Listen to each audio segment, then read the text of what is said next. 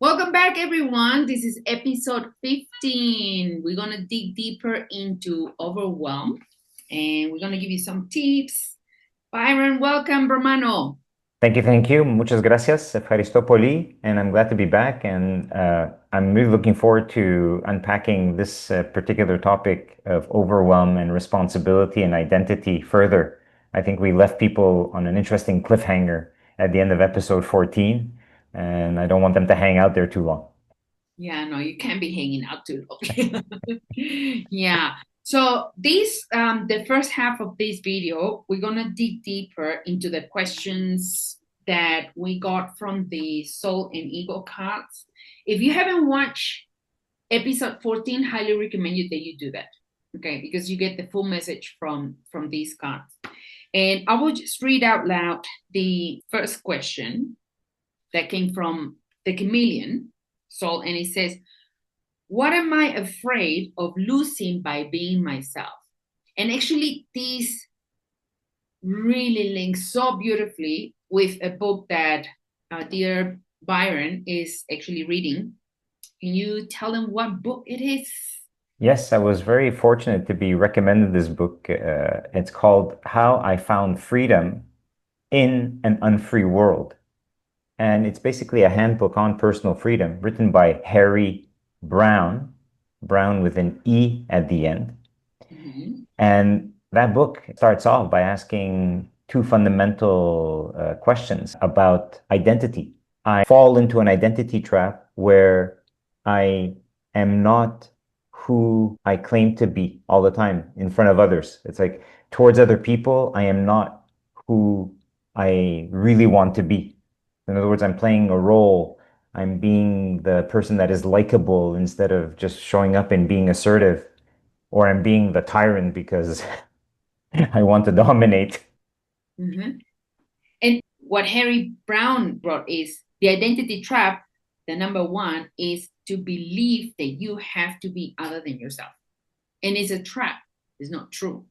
And it actually links with the soul message, as in, you really gotta ask yourself, guys, you the viewer, you the listener, are there situations in your life when you get overwhelmed because you're not being yourself and you feel that, like Byron mentioned, maybe you're a boss, you have a business, and maybe you think that for whatever reason that you have to be very tough with the people that are working for you or with you, and it may not be the case.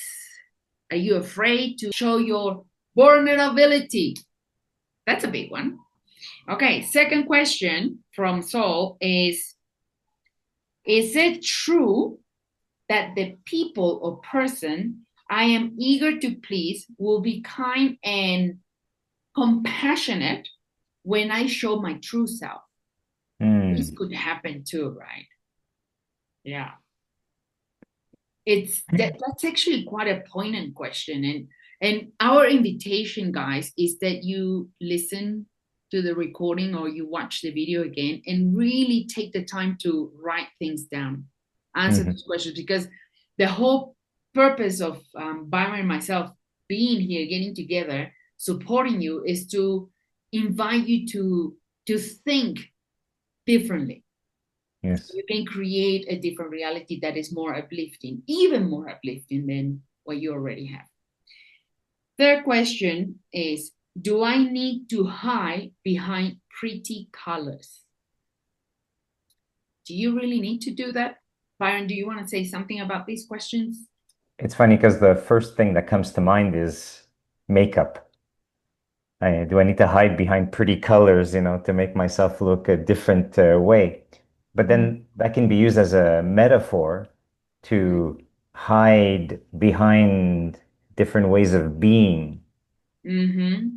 personality traits. Like you mentioned Yeah. earlier, like being tough, but what if I hide behind the pretty color of being likable?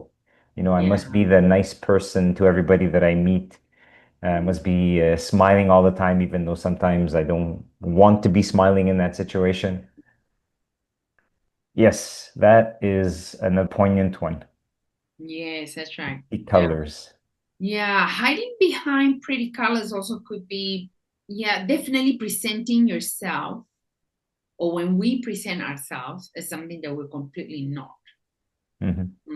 So then just being a chameleon, right? The chameleon will just shift colors depending on the environment, who is in the environment. I mean, if a predator comes to the environment, immediately the chameleon will just shift colors and will camouflage perfectly. So then it goes unnoticed. Do you do that? Do you do that? You, the listener, watcher. Yeah, you camouflage and then you go unnoticed, or on the other hand, to be noticed. Yeah, so these are things to really ponder upon. And on the ego card side, then ego asks to check. Okay, it says when thinking that you need to be adaptable, check if number one, you are compromising. Oh, this is a big one. Byron and I, we were talking just before we came into the recording. What do you say about that, Byron? What can you share about compromising? Compromising is a very popular conflict resolution technique. Like you want to resolve a conflict with somebody and you are saying to yourself, like, okay, I'm going to do this in a way where I win and the other person wins. But you're not willing to dig down deep enough to actually hear what the other side has to say, express your own concerns, be assertive enough, and therefore you'll end up coming to a peaceful outcome by compromising. Like you give a little, the other side gives a little. Now you're probably thinking, well, what's wrong with that? At least we didn't blow up. Like we have a peaceful resolution. It's not sustainable long term. Correct. In the short term, yes. But eventually that compromise that, oh, I gave in a little bit here or you gave in a little bit there will resurface. It's not fully resolved. Yeah. And that can lead to feeling overwhelmed. Definitely. And think about this. If you're running a team, you're running a business, and you have not come to true resolution, which is, the dissolution of the conflict, like Byron said, it will come and it will show up somewhere because it has not been resolved. It's like when you go to the pool or the beach and then you have this ball that you are doing your best to, push and push into the water. Compromising is just that you push the ball and then you have to make a lot of effort for that ball not to pop up. Eventually your arms will get tired, and I invite you, if you just for fun, just do that and see what happens. Eventually your arms will get very tired, and then the ball will just it will find its way to come up to the surface because it's only natural. Think about this. Life wants you to have resolution, not compromising. Compromising sucks. I can tell you that from experience. Not going to talk about it here, but yeah. And I think Byron and I, we have experience with compromising. That's why we can talk about this. Yes. Please do not. Okay. Be courageous. Okay. Point number 3, ego says, okay, when you think that you need to be adaptable, check if, number 3, if you are fearing the truth. Are you afraid of the truth? In the identity trap that Byron mentioned from the How I Found Freedom in an Unfree World, the author talks about the number 2 identity trap is the assumption that others will do things the way that you want them to do. It's an assumption. It's not reality. Right? So Byron, what can you share about that?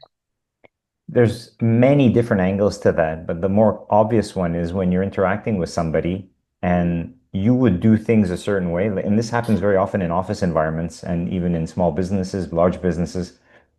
You do things a certain way because that's the way, the process, and you assume everybody's going to do exactly the same, that they're going to follow the process steps. And that can lead to situations of frustration because like you know that there's 10 steps to produce a certain result. And your sidekick, who should be doing the same, is only doing 5 out of the 10. And you feel like, well, I have to, clean up after them. I have to do the remaining 5 steps that they didn't do. If you're doing that on a consistent basis, what's going to happen? You're going to get overwhelmed because not only are you doing your work, you're doing the other person's work also. And again, if you're caught in identity trap number 1, which is you want to be a pleasing person, you don't want to displease the other person, you're just basically going to continue cleaning up their shortcoming. So to me, that's like an obvious one of, I'm assuming somebody's going to do things the way I would, and then they don't. And then I have to do extra in order to clean that up. Yeah, definitely. Yeah. And that's very tiring. It's exhausting. Forget about tiring. It's exhausting. Yeah. Yeah. Not recommended, guys. No, definitely not at all. Not at all. And point number 4, that ego invites us to check if you are the one judging. So when we get into the judging mode, we could really well be torturing ourselves just by judging somebody else. We may be thinking, oh yeah, I'm judging that person because that person is not doing things the way that I want that person to do, right? But then remember, everything just comes back to us. You judge. When I judge, definitely I'm being judged. So then you choose not to judge, or I'll do my best not to judge. Rather than judging, then I'll say, okay, so then I want to understand the reason or what will be the motivation for this person to do it in a different way. It may be very valid, right? And then at the end, the result may be the desired result that you guys have set yourself as a team to achieve, and not necessarily had to be always your way. What's your That's a powerful statement that you just said there, and I think it's worth repeating. Maybe that person wants to do things in a different way, and I should look at what's the benefit for them to do it in a different way instead of judging the way they're doing it. Yes. Because I think a lot of people listening, and I am saying this also for myself, if I am asking myself, okay, so how do I avoid judging? Well, I need to come up with something that I can do instead or say to myself instead. And what you just said there was perfect. Like, what's the benefit for that person to do it in that alternative way? Let me explore. Be curious as opposed to judge, accuse. Yeah, correct. Yeah. One big challenge that people experience when they're working in business, working environment, a team is made of many different people that have been raised in different backgrounds, different environments. These are different worlds, right? And these different worlds will have different ways of approaching an issue, approaching a crisis, approaching a celebration, approaching anything and everything in life. But then does that mean that one approach is better than the other?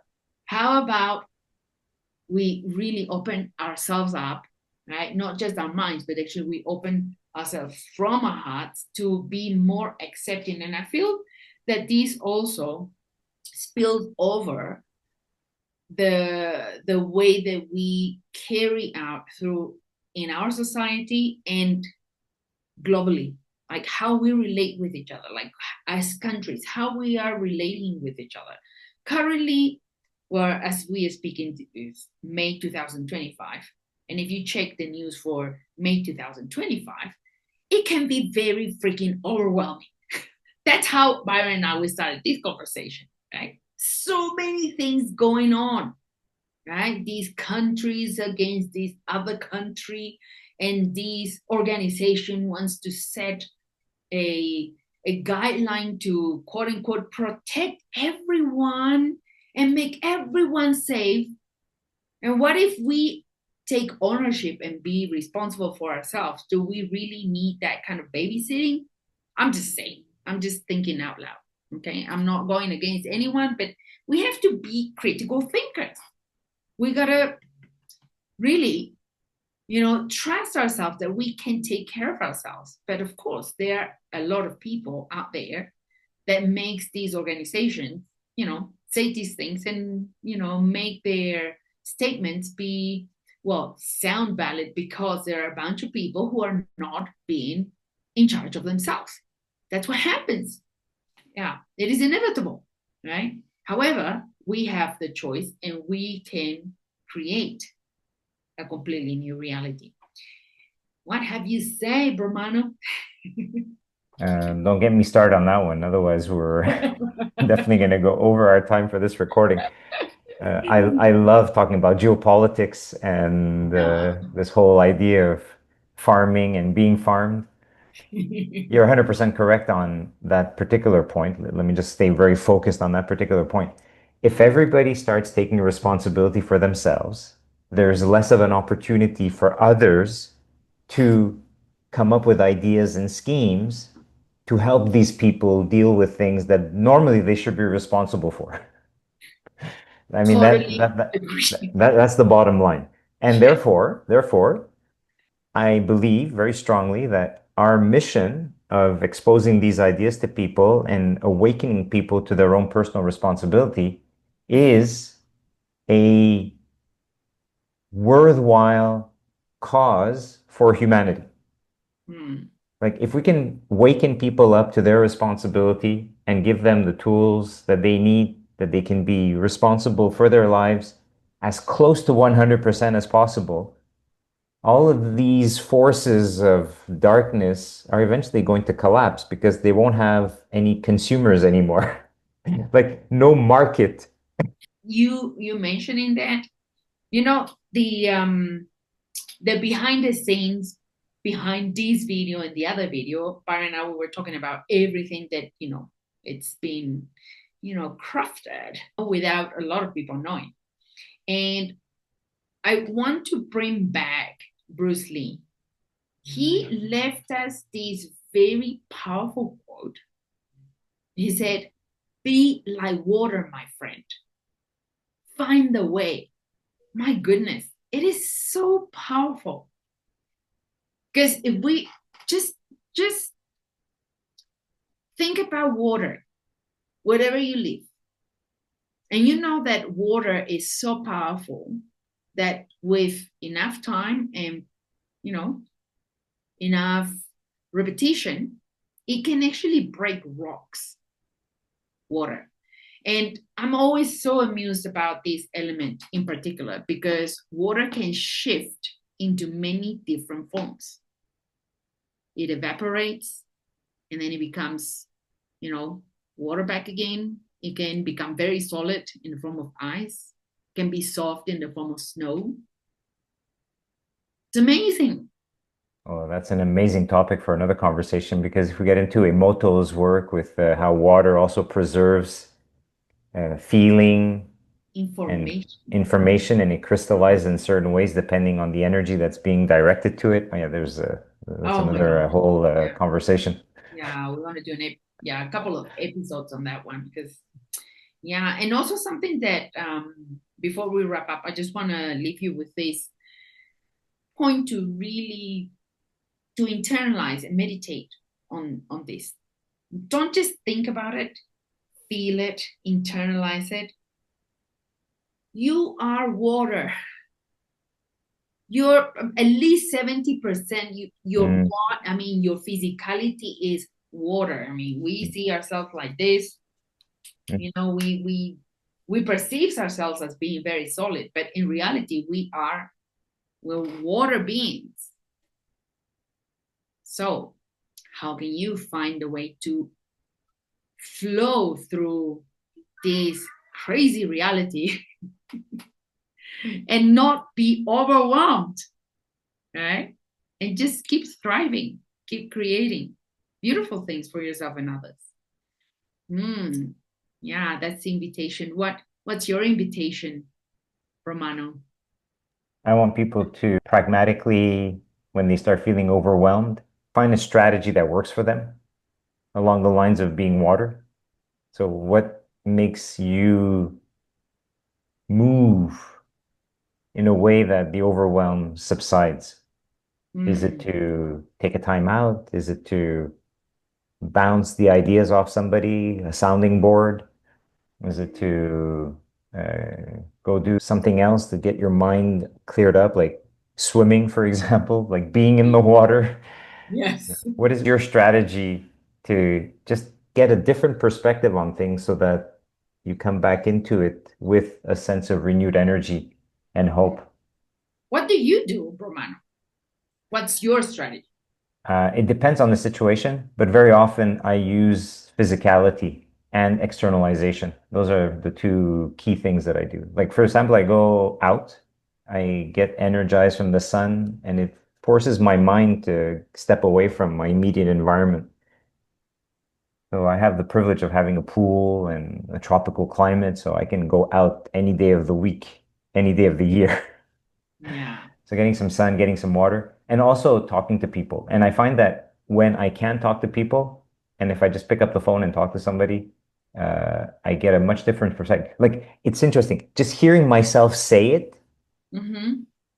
changes the whole dynamic of the situation. It's like, oh, is that all? Yeah. Yeah. Isn't that so? Yeah. Wonderful. And I need Nice. to be more attentive to because I have a monkey mind that is just very active and it can definitely get me into a lot of trouble. Well, you're not the only one. Like monkey minds everywhere. The thing is how you train yourself to tame it. It's an art. But I was born in the year of the monkey, so my monkey mind is more powerful than yours, okay? I have a rat mind, and I'm a double rat. Yeah, with a double Gemini. He's like that mind also can be very crazy. Yeah. The way that I deal with overwhelm, the feelings of overwhelming, it's by also exercising. I love Mm, swimming.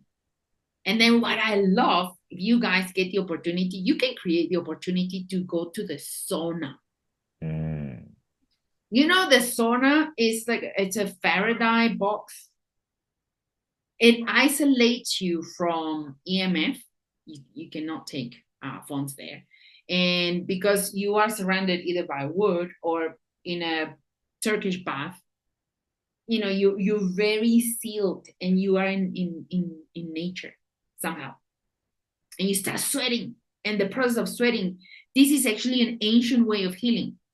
North American had it, in Central America, Mexico, they practice. You get into the TP, NIPI, the Temazcal, and you just sweat it out. I mean, but you got to do it with intention. Right? It's so powerful, and then just create the space to tune in with yourself. Well, and then you can say, "Well, I don't have the time to go to the sauna. I don't have the time to swim. I don't have the time to go out and get some sunshine." Come on, dude. Make the time, okay? It's not that you don't have the time. Even if it's 15 minutes that you do some sunbathing, wherever you are, and then you may say, "Oh, well, where I am, it's always gray." Still, the sun is behind the clouds. So, no excuses, okay? Okay. Well, any final words, my dear Romano, till next episode? Stay healthy, stay foolish. Yeah. Yeah. Remain open. Be Yes. open. Yes. Okie dokie. Thank you so much for tuning in. And thank you actually for subscribing to the channel, giving it thumbs up, and share the video. We're sure that there is someone that can benefit from this information. And also, we finally got the episodes out on Spotify and Apple Podcasts. So Yay! if you are the ones that you prefer to listen to Spotify or listen to Apple Podcasts instead, please go over there, look for the same topic, the same show, Soul Freedom Journeys, and the same branding, so you can't miss it. And also to help you out, we have actually posted the video in Spotify, which means that you can listen to it, But in those moments where we say, hey, look at this card, you can actually just look at your phone or look at the device that you're watching it on, listening to it, and just see the image in that moment and then continue listening to Wow. it. So it's, I think, more efficient than listening to it on YouTube, however you choose the platform that you prefer. Yeah, thank you. Oh, that's great news. Yay, we're growing. Thank you. And thank you. You are the reason why we're doing this. Yes. So thank you for giving us the opportunity. So Yes. It's a blessing. thank you. We'll see you next. Thanks. Yes, ass. That's us. Ciao, ciao.